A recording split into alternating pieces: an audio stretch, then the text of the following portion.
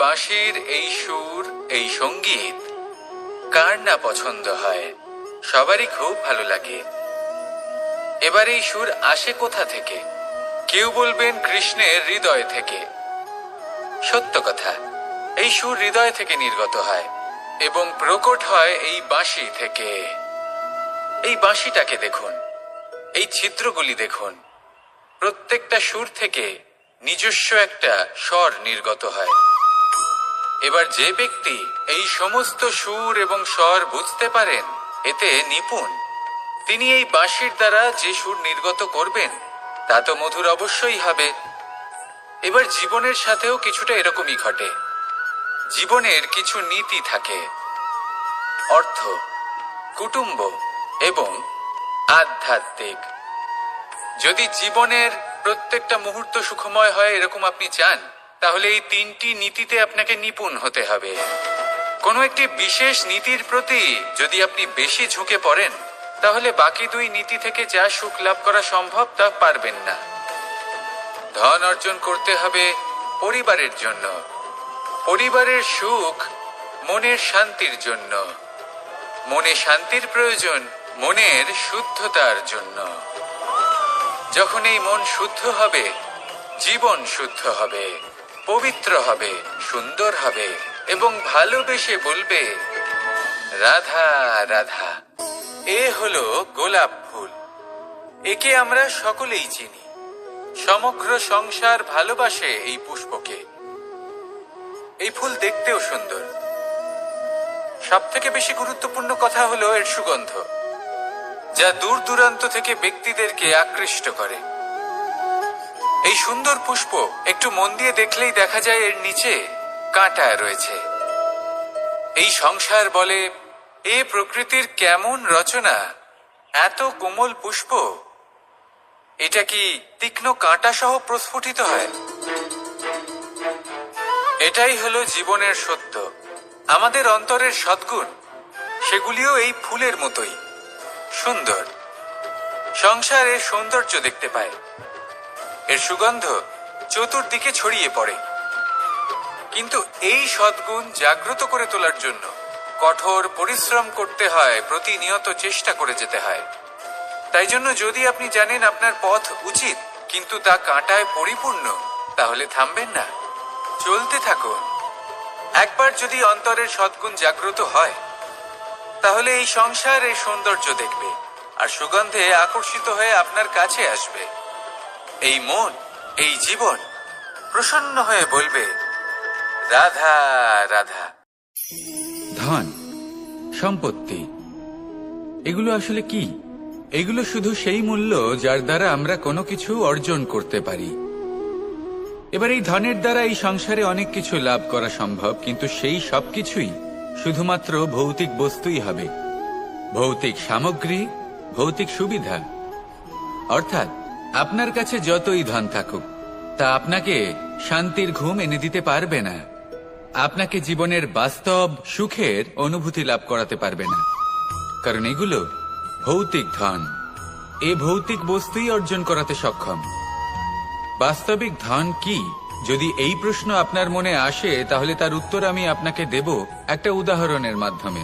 কখনো আপনি শুনে থাকবেন যে একজন পিতা আজীবন অনিষ্ট করেন, অনর্থ করেন, খারাপ কাজ করেন শুধু ধন অর্জনের জন্য।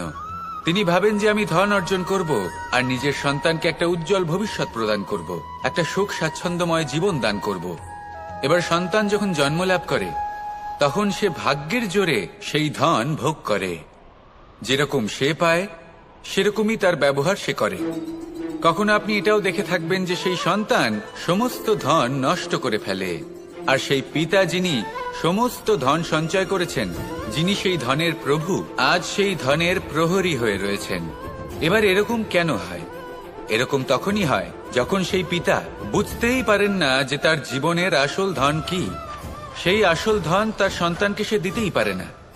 যদি পিতা তার সন্তানকে কর্মের জ্ঞান দিতে পারেন, উচিত কোনটা অনুচিত কোনটা সেই শিক্ষা দিতে পারেন, সংস্কারের প্রকৃত শিক্ষা দিতে পারেন, তবে সেটা ধনের থেকে অনেক বেশি গুরুত্বপূর্ণ। এটাই হলো জীবনের বাস্তব ধন। আপনি সেই কথা তো অবশ্যই শুনে থাকবেন, কুসন্তান হলে ধন সঞ্চয় করে কি হবে, সুসন্তান হলে ধন সঞ্চয় করে কি হবে? সন্তান যদি কুপুত্র হয় তাহলে সব নষ্ট করে ফেলবে, আর সন্তান যদি সুপুত্র হয় তাহলে ধন থাকুক না থাকুক সে নিজেই কর্মের পথে অগ্রসর হয়ে ধন অর্জন করবে আর নিজের জন্য এক উজ্জ্বল ভবিষ্যৎ গড়ে তুলবে। তাই সন্তানকে সম্পদ দেওয়ার আগে কর্মের জ্ঞান দান করুন, সুশিক্ষা দিন, কারণ এটাই হলো জীবনের প্রকৃত ধন। আসুন আর আমার সাথে ভালোবেসে বলুন, রাধা রাধা। জীবনে এমন কিছু কাজ রয়েছে যা আমাদের কখনোই করা উচিত নয়, যেমন আশা করা। যদি আপনি আশা করেন আর আপনার আশা পূর্ণ না হয়, আপনি খুবই কষ্ট পাবেন। এবার আপনি যদি প্রতীক্ষা করেন, করতেই থাকেন, আর সেই ব্যক্তি যদি না আসে তাহলেও খুব কষ্ট পাবেন। আর হলো তুলনা। আপনি যদি তুলনা করতে যান তাহলে এটাই ভাববেন যে হয় আমি বা অন্য কোনো ব্যক্তি, এই দুজনের মধ্যে কোনো এক ব্যক্তি নিকৃষ্ট, আর এই ভাবনাটাই হলো অনুচিত। যদি আমরা কথা বলি সেই সব বিষয়ে যা আমাদের করা উচিত, যেমন পরীক্ষা, এই পরীক্ষা সবসময় আমাদের আরো সফল করে তোলে, আরো শ্রেষ্ঠ করে তোলে, আরো উৎকৃষ্ট করে তোলে। আসন্ন মহাসংগ্রামের জন্য আমাদের প্রস্তুত করে তোলে এই পরীক্ষা। তাই এই পরীক্ষার থেকে কখনোই পালাবেন না, এর সম্মুখীন হন। আর হলো কর্ম। কর্ম করা কখনোই বন্ধ করবেন না। তুলনা করার বদলে কর্ম করুন, প্রতীক্ষা করার বদলে কর্ম করুন, আর আশা করার বদলে কর্মই করুন। জীবন সফল হয়ে যাবে। দেখুন, সবার শেষে সত্যি বলতে এই কর্ম আর এই পরীক্ষা, এই দুই আমাদের জীবনকে সুখী করে তুলতে পারে। আসুন আর আমার সাথে ভালোবেসে বলুন, রাধা রাধা। মানুষ জন্মগ্রহণ করে, তার সাথে ভয়েরও জন্ম হয়। ছোটবেলা থেকেই আমাদের মনে কোনো না কোনো প্রকারের ভয় থেকেই যায়। কেউ এই বিষয়ে ভয় পায় যে তার কোনো বস্তু তার থেকে দূরে চলে যাবে। কেউ এই বিষয়ে ভয় পায় যে আমি নিজেকে হারিয়ে ফেলব। কেউ এই ভেবে ভয় পায় যে আমার প্রিয়জনেরা তারা যেন আমার থেকে দূরে না চলে যায়। কেউ এই ভেবে ভয় পায় যে আমরা যেন পথ না হারিয়ে ফেলি, আদি ইত্যাদি। কিন্তু সত্যি কথা বলতে ভেবে দেখুন, এই ভয় বাস্তবে কি? শুধুই একটা মনস্থিতি, আর কিছুই নয়। যা কিছু আপনি জীবনে পেয়েছেন তা একদিন আপনাকে হারাতে হবে। এই জীবন হলো আপনারই, কিন্তু তাও একদিন সমাপ্ত হবে। তাই ভয় পেয়ে কি লাভ? এই ভয় শুধু আপনাকে জীবন যাপন করা থেকে বাধা দিচ্ছে, আর কিচ্ছু নয়। পথ হারিয়ে ফেললেই বুঝতে পারবেন যে নতুন পথ কিভাবে বানাতে হয়। কিছু মানুষকে জীবন থেকে হারালে তবেই আপনি বুঝবেন যে আপনার আপনজনকে। এই ভয়ের কারণে ভীত হয়ে থাকবেন না। এই তারা নক্ষত্র অন্ধকারের অভাবে গুরুত্ব হারায়। শিবকেও মহাদেব হওয়ার জন্য বিষপান করতে হয়েছিল। প্রত্যেক পরিস্থিতি, প্রত্যেক সাফল্য আপনার পরীক্ষা নেবে। তাতে উত্তীর্ণ হওয়া হলো আপনার কর্ম। যখনই আপনি ভয় পাবেন বা সংকটের সম্মুখীন হবেন, তখন সাহসের সাথে তার সম্মুখীন হন। মনে রাখবেন, যে সম্মুখীন হতে জানে সাফল্য তার সাথে সবসময় থাকে। আসুন আর আমার সাথে ভালোবেসে বলুন, রাধা রাধা। বুদ্ধি। এই জীবন কিভাবে বদলানো সম্ভব? কিছু মানুষ বলেন যে নিরন্তর কাজ করলে, পুরুষার্থ পালন করলে এই জীবন বদলে ফেলা সম্ভব। আজ আমি আপনাকে বোঝাবো যে এক মুহূর্ত, সময় আর সিদ্ধান্ত কতটা গুরুত্বপূর্ণ হয়। এক মুহূর্তই যথেষ্ট। একটা মুহূর্ত এত শক্তিশালী হতে পারে যে তা আপনার সমগ্র জীবন পাল্টে দিতে পারে। এমন এক সময় ছিল শ্রীরামের কাছে, যখন ওনাকে সিদ্ধান্ত নিতে হয় যে উনি নিজের পিতার আদেশ পালন করতে বনবাসে যাবেন নাকি যাবেন না। উনি সেই আদেশ পালন করেছিলেন। তারপর সময় অনুসারে উপযুক্ত সিদ্ধান্ত নিলেন। আর আজ সকলের মনে বসবাস করেন শ্রীরাম। আর অন্যদিকে আছে রাবণ। ওনার কাছে একটা সময় ছিল, একটা সুযোগ ছিল নিজের প্রারব্ধকে শুভ করে তোলার। উনি ভুল করলেন আর মৃত্যু লাভ করলেন। নির্বাচন সবসময় আপনার হাতে, শুধু আপনাকে সময়কে বুঝতে হবে, সেই মুহূর্তকে বুঝতে হবে আর উচিত সিদ্ধান্ত নিতে হবে, ব্যাস। বুঝতে শিখুন এই সময়ের দাবি কি, বুঝতে শিখুন এই সময়ের ইচ্ছে কি, আর উচিত সিদ্ধান্ত নিন। আর আমার সাথে ভালোবেসে বলুন, রাধা রাধা। আর বিবেকের পার্থক্য কোথায় তা নিয়ে এই সংসার অনেক কিছুই ভাবে। কিছু মানুষ ভাবেন যে এই দুই হলো একই, কিন্তু যদি সত্যি কথা বলি তাহলে এই দুইয়ের মধ্যে একটা অমূল্য পার্থক্য আছে। আর তা হলো এটা যে বুদ্ধির সম্পর্ক হলো মস্তিষ্কের সাথে, আর বিবেকের সম্পর্ক হলো হৃদয়ের সাথে। যে কোনো বুদ্ধিমান মানুষ কি করেন? নিজের মতন করে এই সংসারকে বদলে ফেলতে চেষ্টা করেন। একজন বিবেকশীল মানুষ কি করেন? নিজের অন্তরকে, নিজের মনকে বদলে ফেলতে চেষ্টা করেন। কারণ মানুষের সংসার এই মনের মধ্যেই বসবাস করে। তাই নিজের বুদ্ধির ব্যবহার অবশ্যই করুন, কিন্তু তাতে বিবেকের লাগামটা অবশ্যই শক্ত হাতে ধরবেন। আসুন আমার সাথে ভালোবেসে বলুন, রাধা রাধা। বনস্পতি ফলনের জন্য আমাদের কিসের প্রয়োজন পড়ে? একটু ধরিত্রীর, একটু পরিশ্রমের, আর একটা বীজের। এবার যদি মানুষের কথা বলি, তাহলে এখানে ধরিত্রী হলো মানুষের এই জীবন, যেখানে মানুষ নিজের ইচ্ছের ফল ফুল ফলন করতে চায়। পরিশ্রম হলো আমাদের কর্ম, আর বীজ হলো আমাদের নির্বাচন। আমাদের বেছে নিতে হবে যে আমরা কি বপন করব, আম নাকি ফণি মনসা। এর মধ্যে আমরা কি পেতে চাই? রসালো ফলের ফলন চাই নাকি কাঁটার ফলন চাই, তা আমাদের উপর নির্ভরশীল। কিন্তু একটা কথা ঠিক, লক্ষ্য যেমনই হোক না কেন, জীবন যেমনই হোক না কেন, যদি আপনি লক্ষ্যের দিকে এগোতে থাকেন তাহলে কর্মের সাথে খামখেয়ালি আচরণ করতে পারবেন না। যদি আপনি এমন করেন তাহলে এটা আপনাকে একটা অনুচিত লক্ষ্যে পৌঁছে দেবে, সেটা কিন্তু নিশ্চিত। সবসময় এটা মনে রাখবেন, কর্মের সাথে খামখেয়ালি হবেন অর্থাৎ কর্মফলও আপনার সাথে খামখেয়ালি হবে। তাহলে নিষ্ঠার সাথে কর্ম করতে থাকুন আর নিজের লক্ষ্যকে প্রাপ্ত করুন। আর আমার সাথে ভালোবেসে বলুন, রাধা রাধা।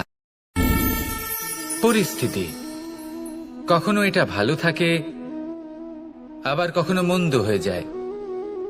কখনো এই পরিস্থিতি আমাদের পক্ষে থাকে, আর কখনো এই পরিস্থিতি অনুযায়ী আমাদের চলতে হয়। কোনো বিকল্প থাকে না। কিন্তু যখনই এই পরিস্থিতি খারাপ হয়ে যায় তখন কি করা উচিত সেই প্রশ্ন মনে জেগে ওঠে। পরিস্থিতি যখন প্রতিকূল হয় তখন আমরা কিছু হারালে তা হারিয়ে ফেলি, ঠিক আছে, কিন্তু যা বাকি আছে সেটা আমরা আগলে রাখতে পারি। পরিস্থিতিকে সামলে রাখার চেষ্টা আমরা অবশ্যই করতে পারি, শুধু সেটুকুই আমাদের হাতে রয়েছে। কিন্তু এর থেকেও বড় সমস্যা আছে, অহংকার। কখন প্রবেশ করে আমরা জানতেও পারি না। এই অহংকার আপনাকে বুঝতেও দেবে না যে আপনি সত্যি কিছু হারিয়েছেন। আপনার কিছুই যাবে আসবে না। দেখতে গেলে আকাশের সূর্য নিজের প্রকাশ হারিয়ে ফেলে যখন অন্ধকার ঘনিয়ে আসে।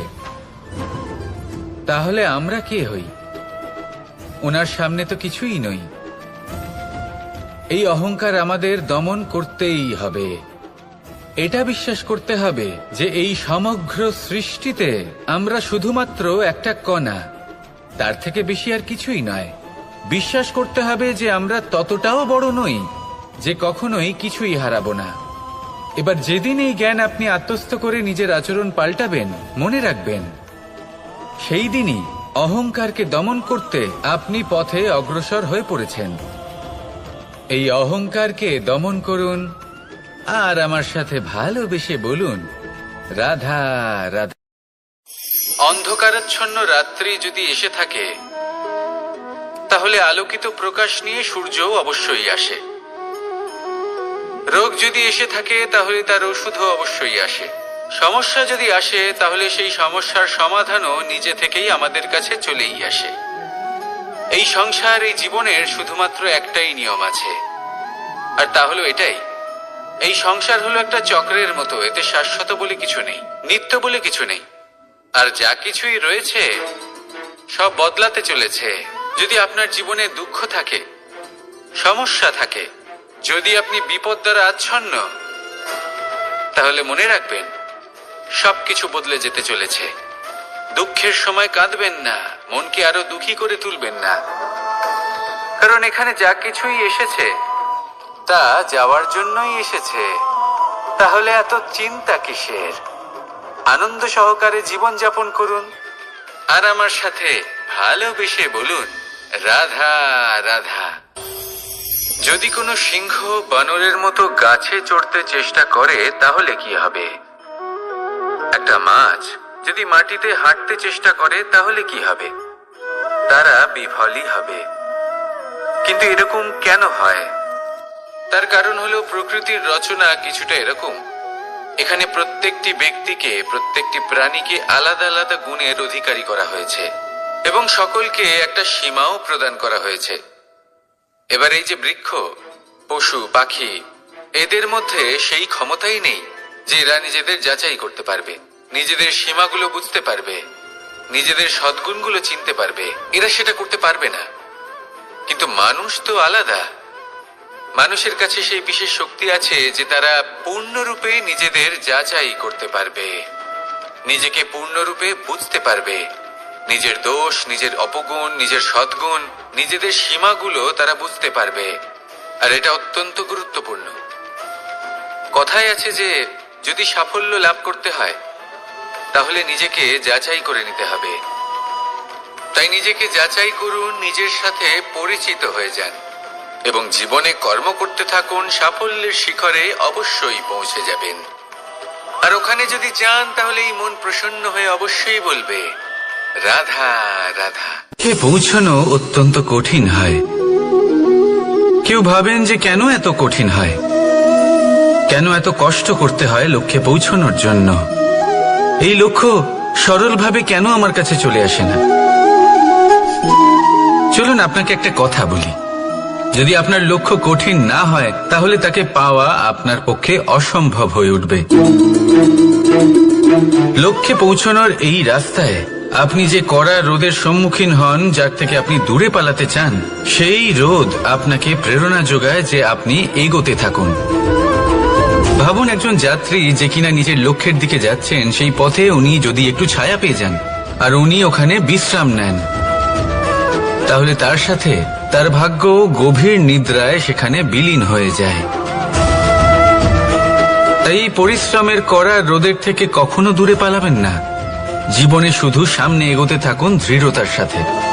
আর লক্ষ্য সরল হোক, কঠিন হোক বা অত্যাধিক কঠিন হোক, একটা কথা মনে রাখবেন, যে জীবনের লক্ষ্যে পৌঁছতে পেরেছে সে লক্ষ্য প্রাপ্তির জন্য আফসোস কখনোই করে না।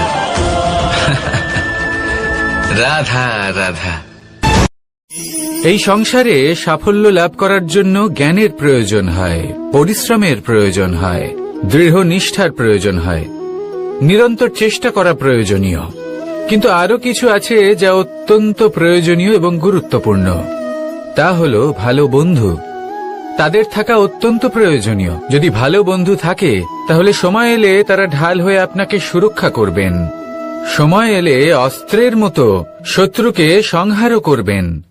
যদি তিনি জ্ঞানী হন, তাদের মধ্যে সদ্গুণ থাকে, তাহলে এই সব গুণ আপনার মধ্যেও প্রবেশ করবে। তাহলে সাফল্যের জন্য ভালো বন্ধু পাওয়া অত্যন্ত প্রয়োজনীয়। কিন্তু শুধু বন্ধু কেন, ভালো শত্রুও থাকা প্রয়োজনীয়। এবার আপনি ভাববেন, এ আমি কি বললাম? যদি আপনার জীবনেও ভালো অর্থাৎ শক্তিশালী শত্রু থাকে তাহলে আপনিও শক্তিশালী হতে থাকবেন। এই শত্রু আপনাকে প্রেরিত করবে আরো বেশি শক্তিশালী হয়ে ওঠার। কখনো কোনো হরিণকে দেখুন, তীব্র গতিতে দৌড়তে থাকে। কেন তীব্র গতিতে দৌড়য়? এই কারণে নয় যে কোথাও তার জন্য মধুর ঘাস অপেক্ষা করে রয়েছে, না। সে এই কারণে তীব্র গতিতে দৌড়য় কারণ সেটা না করলে তার পেছনে একটি সিংহ আছে যে ওকে নিজের ভোজন করে ফেলবে। তাই জীবনে বিপদ, সংকট, এই সবকিছুও হলো অত্যন্ত গুরুত্বপূর্ণ। তার সম্মুখীন হতে শিখুন আর আমার সাথে ভালোবেসে বলুন, রাধা রাধা। ধৈর্য। এই ধৈর্য কি কোনো গুণ? কোনো অনুভূতি, কোনো দৃষ্টিভঙ্গি? আমার জন্য ধৈর্য এক বাহন। আপনি হয়তো ভাবছেন এই কেমন বাহন? বাহন তো ঘোড়া হতে পারে, হাতি হতে পারে, উটও হতে পারে, কিন্তু ধৈর্যকে বাহন বানানো মানে? চলুন আপনাকে একটা কথা বোঝাই। পৃথিবীতে এমন কোনো বাহন নেই যে তার আরোহীকে আছড়ে ফেলেনি। সেটা উট হোক বা হাতি হোক বা ঘোড়া হোক, চলতে চলতে কখনো নড়বড় করেই বসে। তারপর সেই আরোহী পড়ে কারোর পায়, তারপর পড়ে তার নিজের নজরে। কিন্তু ধৈর্যরূপী বাহন কখনো কাউকে ফেলে না, কখনো না। না সেই আরোহী কারোর পায়ে পড়ে, আর না তো নিজের নজরে। কারণ ধৈর্য আপনাকে বিবেক প্রদান করে, বিবেক আপনাকে পরিকল্পনায় সাহায্য করে, আর পরিকল্পনা প্রদান করে আপনাকে শক্তি, আপনার লক্ষ্যের দিকে অগ্রসর হওয়া। বুঝলেন? ধৈর্যকে সঙ্গে রাখুন, নিজেকে আরো ধৈর্যশীল করে তুলুন।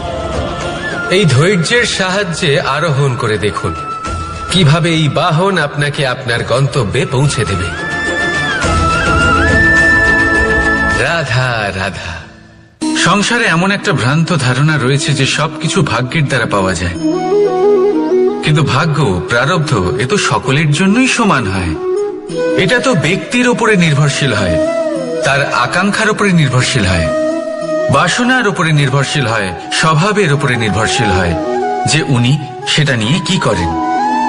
দেখুন, এই প্রসাদ কিন্তু সকলকেই দেওয়া হয়, কিন্তু তা গ্রহণ করবেন কিভাবে সেটা ব্যক্তির উপরে নির্ভর করে। আপনাকে এক উদাহরণ দিই। যেমন ধরুন, দুজন মানুষকে আমি একটা করে মাটির ডেলা দিলাম, সেটা নিয়ে তারা কি করবেন? একজন মানুষ তার ছোট ছোট ডেলা বানাবেন আর পথযাত্রীদের ওপরে ছুঁড়ে মারবেন, হাসি ঠাট্টা করবেন, তাদের বস্ত্র নোংরা করে দেবেন, সেটাতেই উনি আনন্দ পাবেন। অন্যদিকে দ্বিতীয় ব্যক্তি সেই মাটির ডেলা দিয়েই নিজের জন্য একটা কুঁড়ে ঘর বানাবেন। সেই কুঁড়ে ঘর যা রোদেতে, বৃষ্টিতে, ঝড়ে তাকে সুরক্ষিত রাখবে। অনুভূতি, এই অনুভূতি বদলাতে শিখুন। এই অনুভূতি অত্যন্ত গুরুত্বপূর্ণ। ভালোবাসাতেও এই অনুভূতি হলো অত্যন্ত গুরুত্বপূর্ণ। ভালোবাসা সে বন্ধুর সাথে হোক, মা বাবার সাথে হোক, ভাই বোনের সাথে হোক, স্ত্রীর সাথে হোক, যে কারোর সাথে হোক। মনে রাখবেন, এই হলো সেই অনুভূতি যা আপনার ভাগ্য নির্ধারণ করে থাকে। তাহলে আসুন আমার সাথে প্রেমের অনুভূতি নিয়ে বলুন, রাধা রাধা। লক্ষ্য, পথ আর সাফল্য, এই তিনটেই একে অপরের সাথে জড়িত, কিন্তু অনেকবার মানুষ এদের ঠিকভাবে বুঝতে পারেন না। তারা ভাবেন যে যেরকম লক্ষ্য হবে সেরকমই পথ হবে, সেই মতোই লক্ষ্য কঠিন হলে পথ কঠিন হবে, লক্ষ্য সরল হলে পথও সরল হবে। যদি আপনাকে আসল সত্যের সাথে অবগত করাই, তাহলে দেখবেন সবকিছুই এর উল্টো। লক্ষ্য নিজের পথ বানায় না, পথ সেটাই যেটা আপনি স্বয়ং নির্বাচন করে আপনি নিজে বানান। সেই অনুসারেই আপনি আপনার লক্ষ্যে পৌঁছতে পারবেন। সেই জন্য জীবনে যখনই লক্ষ্যে পৌঁছানোর পথের বিষয়ে আপনি কোনো সিদ্ধান্ত নেবেন, তাহলে তা ভেবে চিন্তে নেবেন, কারণ এই পথ অত্যন্ত গুরুত্বপূর্ণ। পথ যদি শুভ হয়, তাহলে লক্ষ্য আপনা থেকেই শুভ হয়ে যায়। তাহলে আসুন আমার সাথে ভালোবেসে বলুন, রাধা রাধা। ভাগ্য আর কর্ম, এই দুই এমন শব্দ যাকে ঘিরে সমগ্র সংসার। কেউ বলে আমার ভাগ্যে এটা ছিল না, যা পেলে আমার জীবন অন্যরকম হতো। কেউ বলে আমার গত জন্মের কর্ম নিশ্চয়ই এমন ছিল, যে কারণে এই জন্মে এরকম ভাগ্য পেয়েছি আমি। এসব বাদ দিন আর একবার শান্ত চিত্তে ভাবুন। আপনি বুঝতে পারবেন যে ভাগ্য আর কর্ম এই দুই এই জন্মের। তফাৎ শুধুমাত্র এটাই যে যদি ভাগ্যের কথা বলা হয়, তাহলে আপনি এই ভাগ্যের থেকে যত বেশি আশা করবেন, তত বেশি নিরাশ হবেন আপনি। কারণ এই আশা আপনাকে কর্ম করা থেকে আটকায়। যদি কথা বলা হয় কর্মের, তাহলে নিজের কর্মের প্রতি যত বিশ্বাস রাখবেন, তত বেশি সফলতা আপনার কাছে আসবে। তাই একটা কথা মনে রাখবে, ভাগ্য আপনার কর্ম নির্ধারণ করে না, কিন্তু আপনার কর্ম আপনার ভাগ্যকে অবশ্যই নির্ধারণ করে। রাধা রাধা নাম কত সাধারণ একটা বিষয়। প্রত্যেক মানুষ যে জন্ম নেয় তাকে একটা নাম দেওয়া হয়, যা সে পেয়ে থাকে তার মাতা পিতার দ্বারা, না হলে তার গুরুর দ্বারা, বা কোনো আত্মীয়ের দ্বারা, বা কোনো কাছের মানুষের দ্বারা। এই নামের সাথেই সে আস্তে আস্তে বেড়ে ওঠে। কিন্তু এটাই কি সেই নাম? এই নামই কি সবকিছু? কখনোই নয়। একটা নাম সেটা যা আপনি জন্মের সময় লাভ করেন, যে নামে আপনি কর্মের পথে অগ্রসর হন। আরও একটা নাম সেটা যা আপনি আপনার কর্মের দ্বারা অর্জন করেন, আর এই নামেই আপনাকে সবাই যুগ যুগ ধরে মনে রাখে। আপনার আসল নাম সেটা নয় যা আপনাকে জন্মের সময় দেওয়া হয়েছিল। আপনার আসল নাম সেটা যেটা আপনি আপনার কর্ম দ্বারা লাভ করেছেন, কারণ সেই লাভের পেছনে প্রচুর প্রয়াস লুকিয়ে থাকে, অনেক পরিশ্রম লুকিয়ে থাকে। কিন্তু যদি আপনি চান যে মানুষ আপনার নাম মনে রাখে, তাহলে আপনাকে কর্মের পথে অগ্রসর হতেই হবে, শুভ কর্ম করতে হবে, অনর্গল চেষ্টা করে যেতে হবে, মহান কাজ করতে হবে। আর বিশ্বাস করুন, আপনি একটা মহান নামের ফল অবশ্যই লাভ করবেন। রাধা রাধা। আমি এখানে একা এই বনে বসে আছি, বাঁশি বাজাচ্ছি। কার জন্য? কে আছেন এখানে? কেউ নেই। আমার প্রজা, আমার রাজ্য, আমার পরিবার আমার থেকে অনেক দূরে আছেন। আমি এখানে একা এই বনে বসে এই আকাশের এই রঙের, গাছের এই সব ফলের, মাটির সুবাসের আনন্দ উপভোগ করছি। কেন? আমি হলাম দ্বারকাধীশ। এমন কি রাজকীয় বা ভৌতিক সুখ রয়েছে যে আমি ওখানে পেতে পারি না? সবকিছুই পেতে পারি, তাও এখানে বনে একা বসে আছি। কোন সুখ খুঁজে চলেছি? একা থাকার সুখ। আমরা প্রত্যেকদিন অনেক মানুষের সাথে, চিন্তাধারার সাথে, কর্মের সাথে, পরিস্থিতির সাথে, সুখ দুঃখের দ্বারা বেষ্টিত থাকি। জীবনের এই চক্রে আমরা জড়িয়ে পড়তে থাকি। যতই আমরা এই সমস্যার সমাধান করি, আমরা ততই এতে জড়িয়ে পড়ি। আমরা এতটাই জড়িয়ে পড়ি যে যখন আমরা আয়নায় নিজেদের দেখি, তখন আমরা নিজেদের চিনতেই পারি না। এমন মনে হয় যেন আমরা নিজেদের হারিয়ে ফেলেছি। সেই জন্য প্রত্যেক দিন আপনি কিছু সময় নিজের সাথে কাটান একান্তে। এটা অত্যন্ত আবশ্যক। নিজের অস্তিত্বের গভীরে গিয়ে দেখতে শিখুন, নিজেকে বুঝুন। অদ্ভুত শান্তির অনুভূতি হবে। যেমন এই বায়ু, এই বৃক্ষ, এই পুষ্প, এই নিসর্গ, এদের মতো আপনিও কখনো একলা হতে শিখুন। কখনো নিসর্গের একটা অংশ হয়ে দেখুন। এই মন প্রসন্ন হয়ে বলবে, রাধা। একবার একটা শেয়াল বনে বিচরণ করছিল। ও একটা ছোট্ট শাবক দেখতে পেল। ও ভাবলো, আজ একেই আমি খাবার হিসেবে গ্রহণ করব। আশেপাশে দেখলো কেউ দেখছে না তো, কেউ ছিল না। আর সেই শাবকের ওপর আক্রমণ করল, যা হলো একটা ঘোর অপরাধ। বনের নিয়ম অনুসারে আপনি কখনোই শাবকের ওপর আক্রমণ করতে পারেন না। তারপর এই খবরটা যখন রাজা সিংহ জানতে পারলেন, সভার আয়োজন করলেন। কিন্তু সেখানে শেয়াল বলল, আমি তো এরকম কিছু করিনি। কিন্তু যদি আপনি এরকম বলেন, কোনো প্রমাণ দিন, এর কোনো সাক্ষী আছে? তখন রাজা সিংহ পেঁচাকে ডেকে পাঠালেন, যে সেই মুহূর্তে বৃক্ষের শাখার ওপর বসেছিল। সে সব কিছু দেখেছিল। পেঁচা সব সত্যি কথা বলল, আর শেয়ালকে মৃত্যুদণ্ড দেয়া হলো। এবার এই কাহিনী আমি আপনাকে কেন শোনালাম? কারণ মানুষও কখনো কখনো এরকম কর্ম করেন যা শিয়াল করেছে। এটা ভাবেন কেউ দেখছে না, যখন আমি অনুচিত কর্ম করতেই পারি। কিন্তু না, আপনি যাই করুন না কেন, কেউ না কেউ অবশ্যই তা দেখছে। কোনো ব্যক্তি না হলেও কোনো প্রাণী, না হলে কোনো যক্ষ বা দেব বা প্রেত। যদি এনারা কেউ না দেখেন, তাহলে ধরিত্রী মাতা দেখেন যেখানে দাঁড়িয়ে আপনি সেই কর্ম করছেন, তাই না? তাই একটা কথা সবসময় মনে রাখবেন, কে দেখছেন কে দেখছেন না সেই বিষয়ে ভাবা ছেড়ে দিন। এটা খুব সহজ কথা। আপনি যদি উচিত কর্ম করেন উচিত ফল পাবেন, যদি অনুচিত কর্ম করেন তাহলে আপনি অনুচিত ফল অবশ্যই পাবেন। সেই জন্য উচিত পথে চলতে থাকুন, উচিত কর্ম করতে থাকুন, আর আমার সাথে ভালোবেসে বলুন রাধা রাধা। বাহ, পুষ্পের সুবাস আমার খুব ভালো লাগে। অত্যন্ত সুন্দর হয় এই পুষ্প। এইভাবে চারিদিকে পুষ্প দেখে মন আনন্দিত হয়ে ওঠে।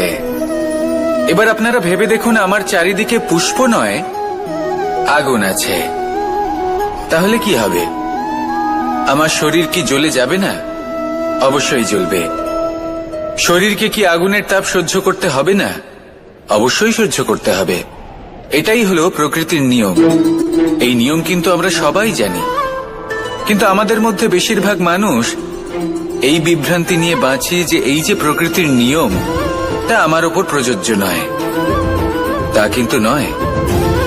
আমাদের চতুর্দিকে এই যে নিসর্গ রয়েছে, আমরা তার কতটা ক্ষতি করি সেটা একবার ভেবে দেখুন। আমরা বনাঞ্চল জ্বালিয়ে দিই, বায়ু দূষিত করি, জল দূষিত করি, প্রাণীদের হত্যা আমরা করি। কেন? এই নিসর্গ আমরা নষ্ট করি, যদিও আমরা জানি যে আমরাও হলাম এই নিসর্গেরই অংশ। এবার দেখুন, শরীরের কোনো অংশে যদি আগুন ধরান, আস্তে আস্তে সমস্ত শরীরও জ্বলে যাবে। সেইভাবেই নিসর্গ যদি নষ্ট হয়ে যায়, তাহলে মনুষ্য জাতিও নষ্ট হয়ে যাবে। তাই এই যে নিসর্গ আপনি দেখছেন, এই পুষ্প, এই বৃক্ষ, বায়ু, জল, এদের সকলকে রক্ষা করুন, নষ্ট নয়। মনে রাখবেন, যদি নিসর্গ থাকে মানুষ থাকবে, যদি নিসর্গ থাকে তাহলেই জীবন থাকবে। আসুন আমার সাথে ভালোবেসে বলুন রাধা রাধা। কারই না পছন্দ বলুন তো? অত্যন্ত সুস্বাদু হয় এই মধু, মিষ্টি খেতে হয় এবং তা শক্তিও প্রদান করে। এবং প্রত্যেকটি মিষ্টি পদার্থের মতোই এতেও খুব তাড়াতাড়ি পিঁপড়ে ধরে যায়। অন্যদিকে যদি নুনকে দেখি, তাহলে বছরের পর বছর রাখলেও এতে পিঁপড়ে ধরে না। এবার যদি কথা বলি বন্ধুত্বের, তাহলে বন্ধুত্ব নুনের মতো হওয়া উচিত, মধুর মতো নয়।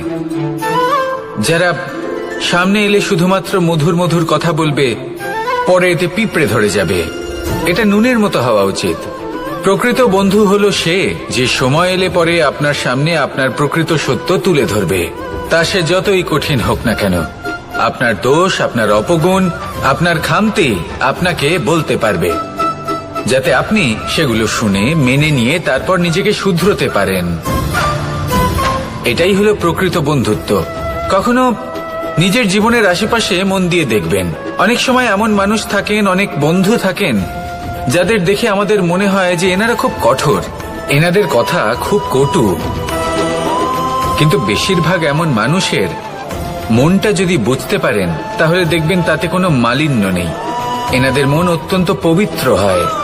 যদি আপনার জীবনেও এমন কোনো ব্যক্তি থেকে থাকে, এমন বন্ধু থাকে, তাহলে তাদের আগলে রাখুন আর আমার সাথে ভালোবেসে বলুন রাধা রাধা। যতক্ষণ আমরা এই সংসারে জীবিত, ততক্ষণ আমাদের সাথে সবকিছু থাকে। আমাদের ধন, সুখ স্বাচ্ছন্দ্য, আমাদের মিত্রগণ, আমাদের পরিবার, এই সমাজ, এই সবকিছু আমাদের সাথে থাকে।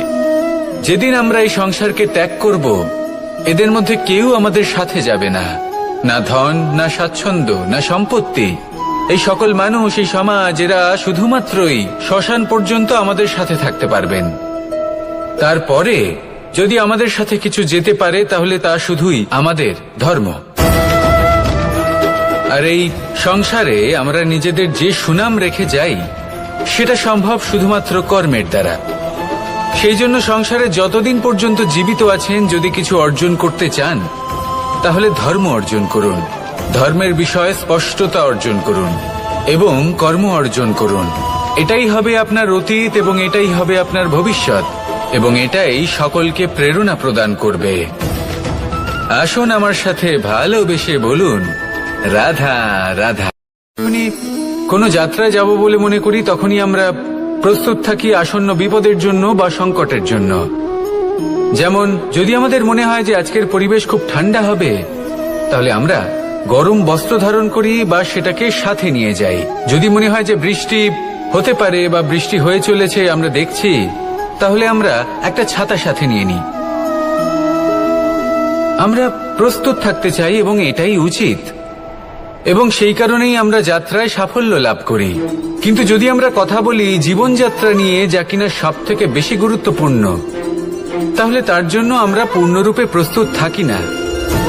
আশেপাশের মানুষ, এই সমাজ, আমাদের সাথী, আমাদের মিত্ররা যে কোনো মুহূর্তে বদলে যেতে পারেন।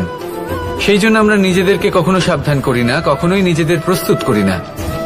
আমাদের এটা কখনোই মনে হয় না যে এরকম হতে পারে, আর সেই কারণেই শেষে গিয়ে আমরা অত্যন্ত দুঃখ পাই। একটা অমূল্য শিক্ষা আছে যেটা আমাদের লাভ করা উচিত। সতর্ক থাকা উচিত। এই জীবনযাত্রার জন্য শুধুমাত্র এই পরিবেশের বিষয়ে তথ্য সংগ্রহ করা বা তাকে অনুমান করা, এটুকু হলেই চলবে না। আমাদের আশেপাশের মানুষজনকে দেখতে হবে, তাদের স্বভাব পরিস্থিতির ওপর নজর রাখতে হবে। যখন তারা রং পাল্টাচ্ছেন, নজর রাখতে হবে, তা অত্যন্ত আবশ্যক। পরিবর্তন আপনার জীবনে অবশ্যম্ভাবী। সঠিকভাবে তার সম্মুখীন হন। আসুন আমার সাথে ভালোবেসে বলুন, রাধা। এই সংসারের সব থেকে বড় সুখ কি?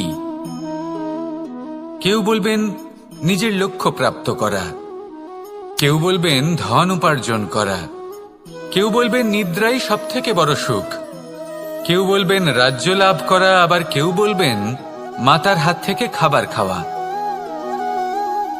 আদি ইত্যাদি। কিন্তু যদি সত্যি কথা বলি, এই সংসারের সব থেকে বড় সুখ হল সেবা করা। কখনো কাউকে সেবা করে দেখুন। এই সেবা দ্বারা অন্য কোনো মানুষের আশীর্বাদ লাভ করাতেই সুখ রয়েছে। আপনার সেবা ভাব দ্বারা যখন কোনো মানুষ নিজের অন্তরাত্মা থেকে আপনাকে আশীর্বাদ করে, তার থেকে বড় সুখ আর কিছুই নেই। কারণ প্রত্যেক মানুষের মধ্যে ঈশ্বর বাস করেন। নরের সেবাই হল নারায়ণের সেবা। নিষ্কাম সেবা করাই হল সব থেকে বড় সুখ। তাই নিজের অন্তরে সেবার এই ভাব জাগ্রত করুন। যে সুখের কথা আমি বলছি, সেই সুখ অনুভব করেই দেখুন। এই মন সুপ্রসন্ন হয়ে বলবে, রাধা রাধা। বাহ,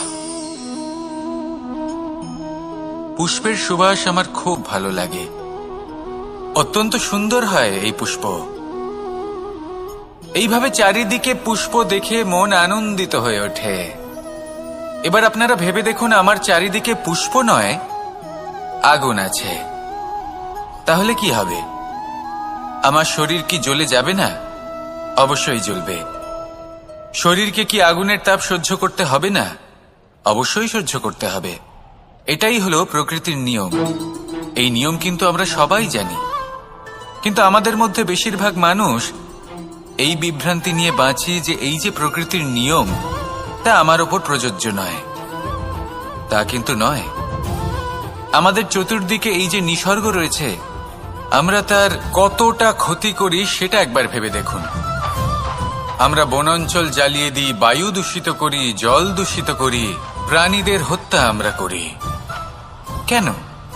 এই নিসর্গ আমরা নষ্ট করি, যদিও আমরা জানি যে আমরাও হলাম এই নিসর্গেরই অংশ। এবার দেখুন, শরীরের কোনো অংশে যদি আগুন ধরান, আস্তে আস্তে সমস্ত শরীরও জ্বলে যাবে। সেইভাবেই নিসর্গ যদি নষ্ট হয়ে যায়, তাহলে মনুষ্য জাতিও নষ্ট হয়ে যাবে।